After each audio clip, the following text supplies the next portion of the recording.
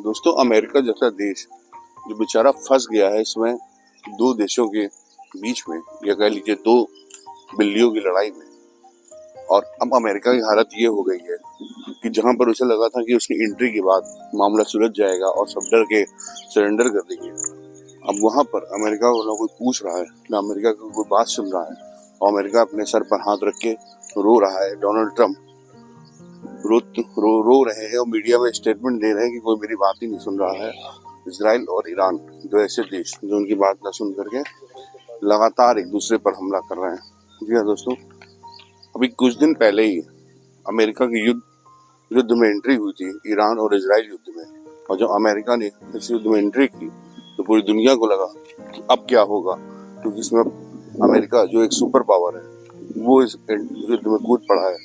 अब देखने वाली बात है कि आगे जाकर क्या होता है। लेकिन वो दोस्तों उसका उल्टा, अमेरिका ने एक ऐसा बम GBU-57 नाम का एक ऐसा बम गिराया ईरान की न्यूक्लियर फैसिलिटी पर, जो कि धरती से करीब 30 फीट नीचे जाकर फटता है। दोस्तों, उसके शटल बम्बर्स ने जाकर के बम गिराया और बम गिराने के बाद वहां पर जब वो बम फटा, यूक्रेन, अमेरिका का कहना है कि हमने उनकी न्यूक्लियर फैसिलिटी को तबाह कर दिया, लेकिन ईरान का कहना है कि उनको कोई फर्क नहीं पड़ा, उनकी न्यूक्लियर फैसिलिटी को कोई भी नुकसान नहीं हुआ। दोस्तों, और इतना करने के बाद जब पूरी दुनिया अमेरिका को देख रही थी कि अब अमेरिका अगला कदम क्या लेता है, तब उसने युद्ध विराम की घोषणा कर दी। और वो भी ऐसे समय में जब किसी ने युद्ध विराम को उनसे मांगा नहीं था और किसी ने युद्ध विराम किया भी नहीं था। उनकी युद्ध विराम करने के बाद ईरान ने एक प्रेस अनाउंसमेंट में कहा कि हमने युद्ध विराम को नहीं मांगा है, अमेरिका खुद से सीज़फायर कर रहा है, क्योंकि अमेरिका डर गया है। अमेरिका का डरने की वजह थी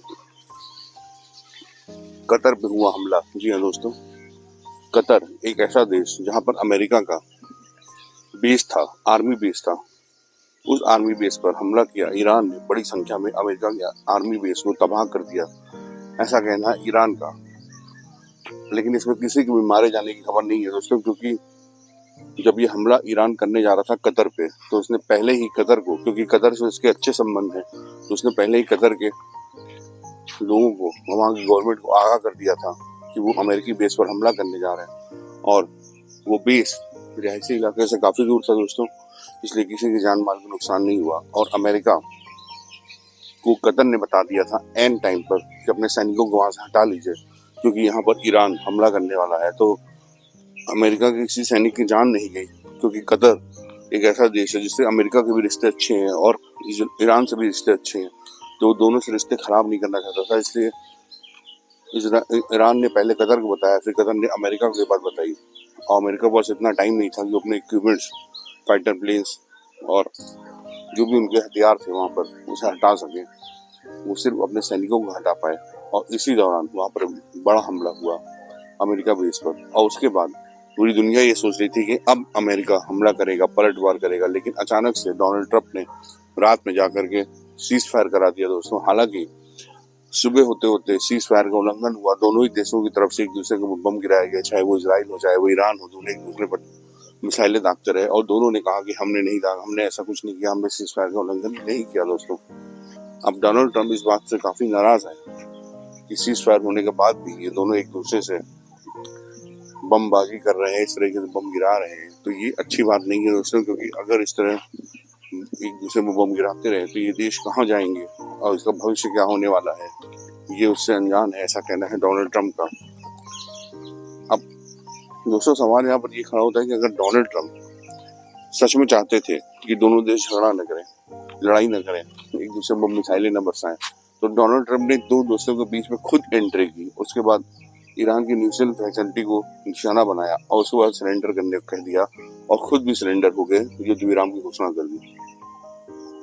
कैसा सिर्फ इसलिए था कि वो सिर्फ ईरान की न्यूक्लियर जो फैसिलिटी थी उसको नष्ट करना चाहते थे, या वो इस बात से घबरा गए कि अब इस युद्ध में उनकी एंट्री के बाद चाइना और रशिया की एंट्री हो गई थी, क्योंकि ईरान के डेलीगेशन गया था चाइना और फिर वो डेलीगेशन गया था रशिया मदद मांगने के लिए।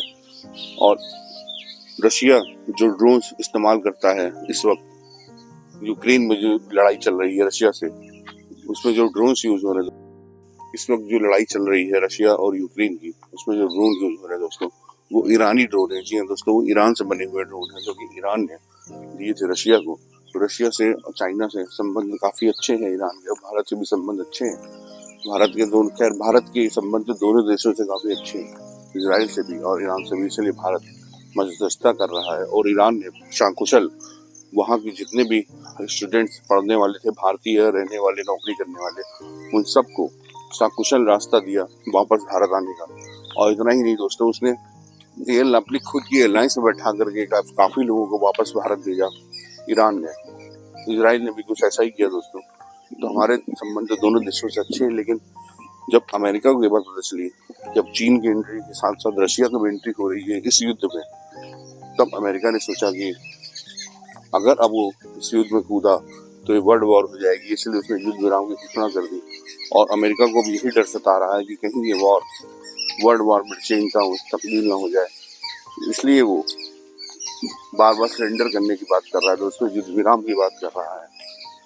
लेकिन दोनों ही देशों में युद्ध विराम होने के कोई आसान नजर नहीं आ रहे। इजराइल ने ये सोचा था शुरू में, और अमेरिका ने भी ये सोचा शायद कि ईरान जैसे छोटे देश को हम एक हफ्ते में अपने कब्जे में कर लेंगे, और जैसे ही हम ईरान को अपने कब्जे में लेंगे, हम उसकी न्यूक्लियर फैसिलिटी को पूरी तरह तबाह कर देंगे। उनका मकसद था वहाँ के लीडर को मारना, या तो वहाँ के लीडर को चेंज करना, लीडरशिप चेंज करेंगे, लेकिन न्यूक्लियर फैसिलिटी को खत्म करेंगे, और उसके बाद वहाँ नया लीडर बनाएंगे और नई सरकार बनाएंगे। मगर इनका एक भी मंसूबा पूरा नहीं हो पाया दोस्तों, क्योंकि ईरान जरूर से ज्यादा ताकतवर निकला। ईरान के पीछे चाइना के साथ साथ रशिया भी था। ये बात किसी को पता नहीं थी, पता भी थी तो उन्हें लगा कि शायद वो इस युद्ध में कूदेंगे नहीं।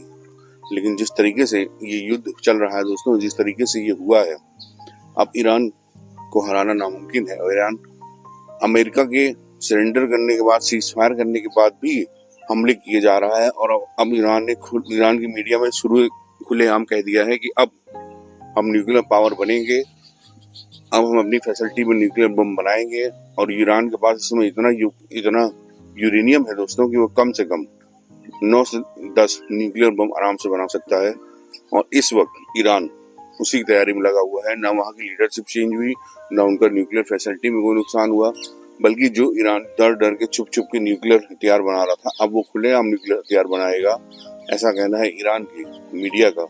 क्योंकि अब ईरान किसी से डरता नहीं है, क्योंकि उसने अमेरिका की एयरबेस को हमला बनाया। अगर ईरान डर रहा होता तो अमेरिका से सीज फायर करने के बाद किसी को हमला नहीं करता, लेकिन अमेरिका के हमला करने के बाद ही उसने अमेरिका की एयरबेस को, जो कि कतर में स्थित था, उसमें हमला किया।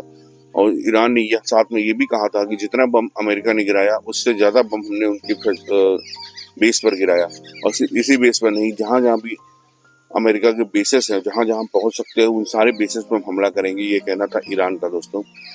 अब आप सोचिए कि ईरान की आबादी टोटल 9 से 10 करोड़ है, एक छोटा सा मुल्क इस तरीके की ताकत अगर उसने हासिल कर ली, तो क्या ये दुनिया के लिए सही होगा? क्योंकि ईरान जब अपनी न्यूक्लियर पावर नहीं है, तब उसने अमेरिका से नहीं डर रहा है, वो किसी से भी नहीं डर रहा है। तो क्या आने वाले समय में जब वो न्यूक्लियर पावर बन जाएगा, तो वो क्या करेगा, वो किसका साथ देगा, उस न्यूक्लियर हथियार को कहाँ यूज करेगा, ये कहना बड़ा मुश्किल है दोस्तों। फिलहाल जब यूएन से लेकर अंतर्राष्ट्रीय किसी में भी ईरान की मदद नहीं की, तो अब ईरान भी किसी की भी नहीं सुनेगा दोस्तों।